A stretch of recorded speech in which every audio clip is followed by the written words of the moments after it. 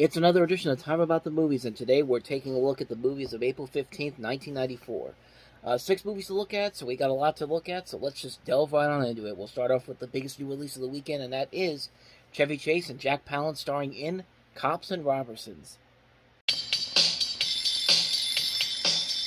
Come on down, kids. We're going to have a nice family breakfast. Norman Robertson has his family. Billy, breakfast. Good morning, dear. Hey, Kev. Oh, I'm supposed to catch it, son. We're going to have a nice family breakfast. And he has his dreams. Freeze! Put your hands behind your back and spread them. I said spread them. Detective Jake Stone is the toughest cop on the force. With an attitude to match. I hate him. He hates me, son. Hates everybody. But when a dangerous criminal moves next door, Your home is a perfect cover for an effective stakeout, Mr. Robertson. Wow. the cops have to move in with Book him, Dano. the Robbersons. Now, the Robbersons are trying to adjust. Come, police officer, they come! The cops are learning new rules. Jake be happy mow the lawn. And Norman, He's an idiot. is having his dream come true. Breaker, breaker, this is Man from Uncle. TriStar Pictures presents Chevy Chase, You be good cop. I'll be bad cop. You are not a cop. Jack Palance, I'm sorry, my son bit your neck and tried to suck your blood. It happens. and Diane Wiest. Now drop that gun and don't make mommy tell you twice. Cops and Robbersons. You talking to me? You talk to me? So something you have to keep in mind with this particular movie, it was actually released in, as I said, April 1994, but a few months before this, Chevy Chase had a late night show that you may or may not be familiar with. It was on Fox, and it literally ran for 5 weeks, even though Fox was hoping it would become the next Tonight Show, which it did not, and it basically took Fox out of the late night talk show thing altogether and kind of damaged Chevy Chase's career for a little bit. And I believe this actually was filmed before the Chevy Chase show came out. I don't know why it would have been after, because that was October 1993 and this came out in April, unless they really shot this quickly. I'm going to take a guess and just say that it came before the Chevy Chase show. And, yeah, needless to say, this is not one of Chevy Chase's best movies. This is actually probably one of his weaker films. I mean, he's basically trying to play a mixture of both Clark Griswold and also Fletch as well, kind of mixed in there in this particular role, playing the sidekick to Jack Palance's character. There's potential here. There are moments in here where there will be an occasional laugh or two, but it really wasn't that funny of a movie. It was a movie that was mostly forgettable. The laughs weren't really there.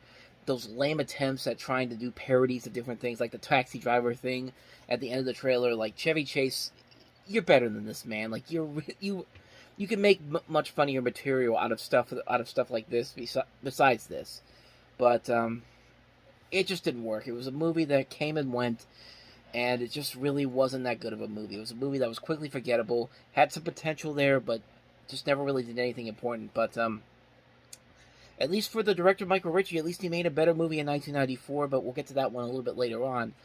Cops and Robbersons definitely is not that one. So that's that movie.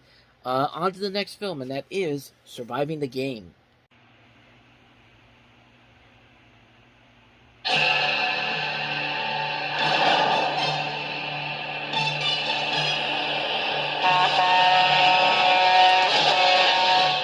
Why would you want to kill yourself? Maybe I like the idea of choosing when I die instead of having somebody else choose for me. If someone offered you a good job, would you be interested?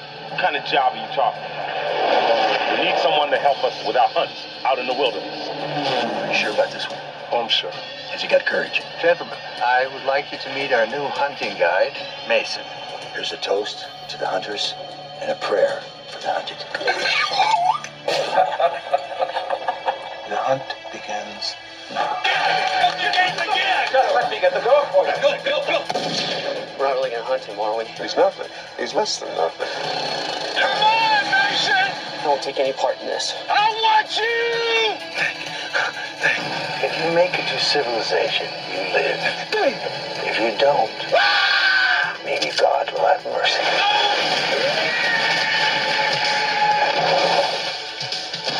She's gone back to the cabin. None of them has ever done that before. Mr. Mason! What's that smell? Everybody out of the cabin! I like not being rare. Try well done, bitch. Jack Mason knows he's going to die someday. Damn, I wish I'd never started smoking. But today, he's not in the mood. This is where it gets interesting. Never underestimate Come on, Mason! a man who has nothing to lose. Rutger Hauer, Charles Dutton, Gary Busey, F. Murray Abraham, William McNamara, and Ice-T. Surviving the Game. Directed by Ernest Dickerson. So basically, this is just an adaptation of the short story, The Most Dangerous Game by Richard Connell, and it had actually been done before this. There was an adaptation of the story in 1932. There was one in 45 called A Game of Death, Run for the Sun in 56, Bloodlust in 61, Confessions of a Psycho Cat, The Woman Hunt, Turkey Shoot, Slave Girls from Beyond Infinity, Deadly Prey, Death Ring. Recently we looked at it in Hard Target. Basically, you've pretty much seen the story done over and over again. And despite the good cast they have in here, and despite the talented direction of Ernest Dickerson, who just done Juice before, it just doesn't really have that spark to it. Ice-T, I think, has proven since this movie came out that he could be a decent actor, but him trying to be the next Schwarzenegger or Stallone or Van Damme, it just didn't work here. There was a really good cast in here, and there's a good idea to modernize the story for a new generation, but overall, it just didn't work out. It's a story that I think doesn't really have... Actually, I don't know if the story has ever been done well. I mean, I've heard The Hunt is actually pretty good. It's the most recent story that's been done based off of this, so I don't know for sure, but maybe that's the one that finally does it. But I feel like this story could be done a whole lot better with a good director and a good satirical element to it. But maybe films like The Hunt or even something like The Condemned do that. But I haven't seen those movies, so I can't really comment on them just yet. But at least here, at least with this movie, I don't think it worked out very well in the end. I think it's a movie that, again, had potential to it, has a good cast to work off of, but the script just wasn't there. It was a movie that just doesn't work as well as I think they wanted it to. So anyway, that's Surviving the Game. Let's move on to the next movie, and that is another Disney sequel in '94, White Fang 2, Myth of the White Wolf. My grandfather spoke often of the time when the thunder in the earth would be followed by the coming of the wolf. We believe the spirit of an animal can enter a man. Strange things? Maybe. Not strange for us. Lily, you came to me in my dream. You and the wolf, you showed me the way. You will leave in the morning. Where am I going, Uncle? To bring back the wolf. An age-old Indian legend is about to lead White Fang and a courageous young man named Henry Casey Come on, boy. Come on. into a new world of adventure. Speed out, boy. White Fang! This is the one, Uncle. My dream told of the wolf that would lead us, and now you are here. The wolf was my friend. I lived with him. Now they're fighting to save a proud people The wolf is a great hunter with a warrior's heart. and bringing the legend to life. White Fang!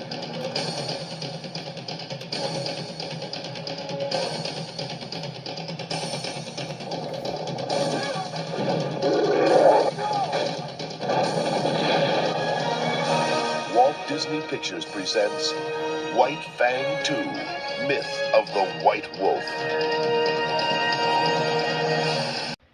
You know, honestly, for a sequel that really didn't need to exist, this is actually pretty good. This is actually kind of an underrated sequel. I mean, it actually continues the story from the first movie pretty well. It comes up with a unique story that's very different from the first movie, and the acting overall is very good. I like the way that the animal actors, too, also are able to work very well here. I think I realized that that one of the people behind the scenes, Joe Camp, I believe it's Joe Camp who did the animal work on here. He also did the original Homeward Bound. I think he has does a pretty good job of letting the animals actually work very well on screen. I think they have good chemistry with the human actors in here, And there is actually a very good story to it. There's actually a really compelling story to tell. Once again, these mountain scenes, these snow scenes are just so beautiful to look at. And you're just along for the adventure. This is a good, fun Disney adventure movie, a good, fun, classic Disney adventure film. And, I mean, the first one's okay. I think this one actually kind of ups it a little bit. I think it really is an enjoyable sequel that is very underrated. I think it definitely should be given another chance to be seen by a lot of people. And really, they should see it, because it actually is, there is a lot more merit to it than I think a lot of people give it credit for. So, definitely check it out. You might be surprised by it. So, that's White Fang 2. Let's move on to the next movie, and that is John Waters' Serial Mom, starring Kathleen Turner.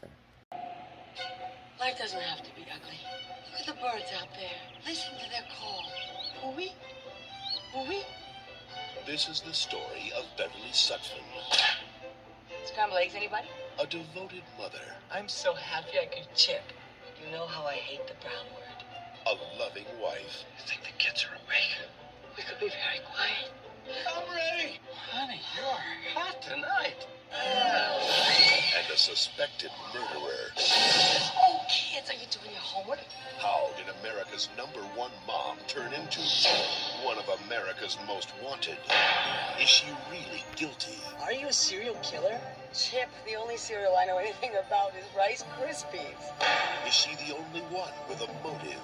Believe that damn litter bugger. Give her a happy face.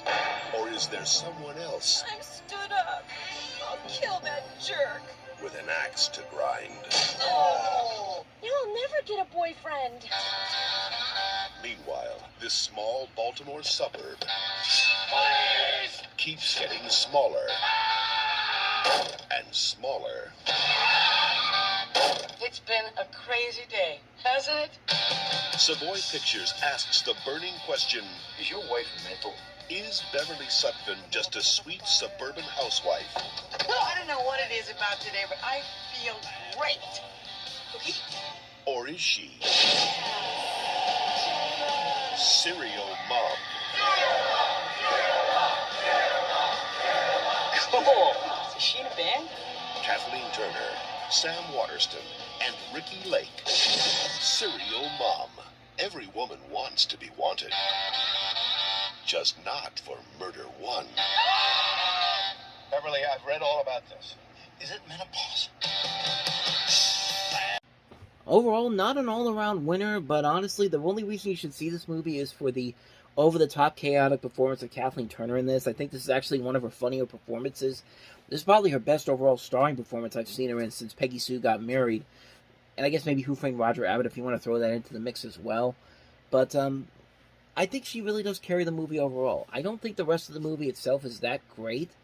The jokes aren't really flying all that well. There isn't that same kind of spark and unique film style that John Waters usually brings to this. Like, you could definitely see it in his other movie, Crybaby, which came out before this, which was another kind of mainstream movie. But as far as this movie is concerned, it doesn't. I feel like this is the most he was trying to go mainstream at, and I think it only works because of the scenes with Kathleen Turner in it. I think she really is the funniest thing about this movie.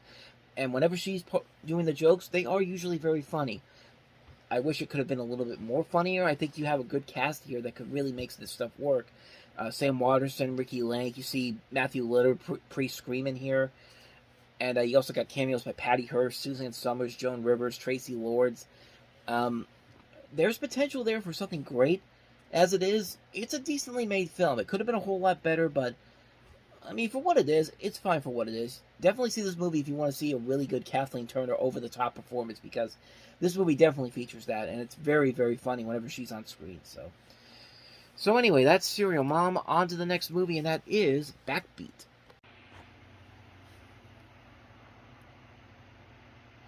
You know what I like about Liverpool, Mr. Sutcliffe? Now, what is it you like about Liverpool, Mr. Lennon? I was hoping you'd tell me. John Lennon and Stuart Sutcliffe were best friends. I like the blonde, but I prefer the brunette. Yeah, but blondes have more fun. Their band was called The Beatles. I'm 19 years old. I've got my whole life. And where's he gonna get you? Hamburg for a start. In 1960, they hit the road. It's only temporary. Temporary. What do you want for nothing? You top 10 yet? You haven't done nothing yet. Good evening, ladies and gentlemen. We're the band. You'd be happy to know we keep our clothes on. That's why I go for that rock. lessons on, this group can't carry Stu. You know that, don't you? All he does is stand there. It's the way he stands. If you kick Stu out of this band, I'll go with him. What is it then? What is it between you two? They met a woman who changed their lives. This is Astrid. Astrid. She's a photographer. You'd like her if you gave yourself the chance. She wants to take our photograph. She can photograph my arse, mate. You are the angriest person I have ever met. I'm not angry, sister. I'm desperate. I think you're jealous. Jealous? Oh, yeah, jealous. Jealous of who? Jealous of Stu. Jealous of me. One became a legend. The other fell in love. Stu, she's just a girl. You don't know her. She'll get rid of you. She'll finish with you as she did to Klaus. She's going to do it to you. From the producers of The Crying Day comes Backbeat, the remarkable story of the friendship behind the most popular band in history. There goes Stuart Sutcliffe. He could have been in the Beatles. I love him, John. Don't we all?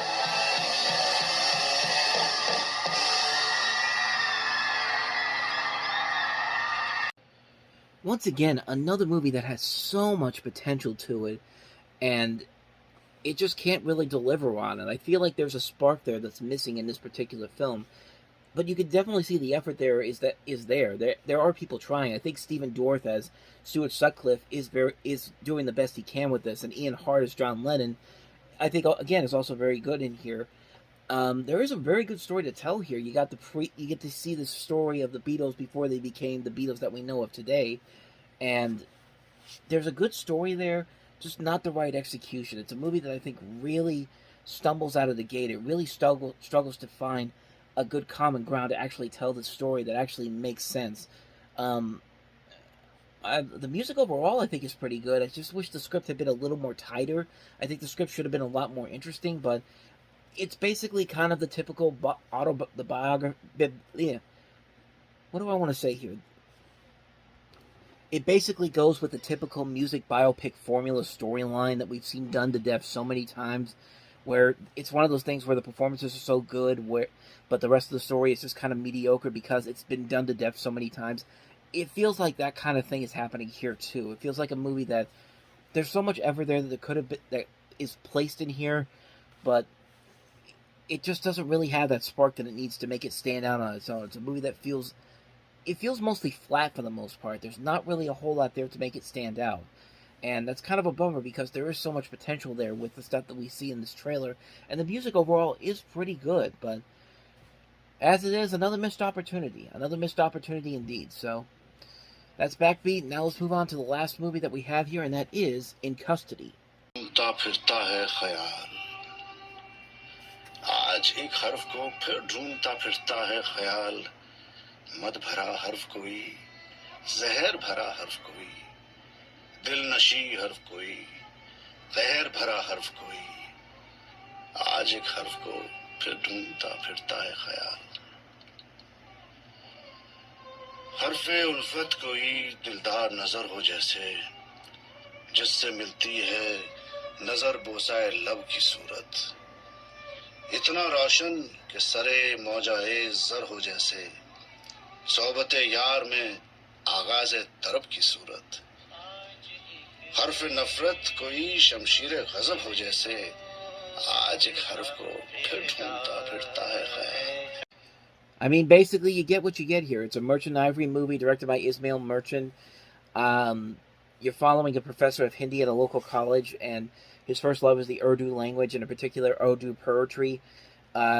His multiple attempts to interview this great poet, Nur, it kind of acts as a metaphor for the clash between modernization and tradition, and I'm literally reading this off of Wikipedia because I have never seen the movie, so I can't really comment on it too much. I can just say that it exists. It came out on this weekend. It looks visually pleasing, so I don't know. Maybe it's good. Maybe it's not so good. I can't really say for sure. I haven't seen it, so I can't really comment on it. But came out this weekend, so In Custody. So on that note, we wrap up another edition of Time About the Movies. Next time we meet, we'll take a look at the films of April 22nd, including Madeline Stowe, Mary Stuart Masterson, Andie MacDowell, and Drew Barrymore in the Western Bad Girls. We also have The Inkwell. We also have Brain Scan, as well as Chasers. So 4 movies to look at next time around. We'll delve into those on the next episode. But until then, thank you very much for watching, and if you want to see more videos like this, please look at the playlist on the next page, check out the previous episode, and I'll see you guys tomorrow for another episode. So thank you for watching, I'll see you next time, and until then, as always, take care.